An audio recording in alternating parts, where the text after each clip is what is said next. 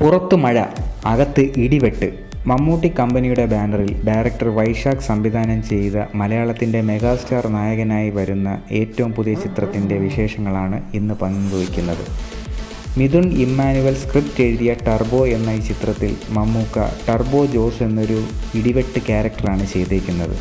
ഒരു സാധാരണ ഇടുക്കിക്കാരനായി മമ്മൂക്ക വേഷമിട്ടേക്കുന്ന ഈ സിനിമയിൽ ഫൈറ്റിന് വളരെയധികം ഇമ്പോർട്ടൻസ് നൽകിയിട്ടുണ്ട്. ഫീനിക്സ് സാബുവാണ് സ്റ്റണ്ടിൻ്റെ കൊറിയോഗ്രാഫി ചെയ്തേക്കുന്നത്. ഫൈറ്റ് പോലെ തന്നെ പാട്ട്, BGM, സൗണ്ട് എന്നിവയ്ക്കും വളരെയധികം ഇമ്പോർട്ടൻസ് ഈ ഫിലിമിലുണ്ട്.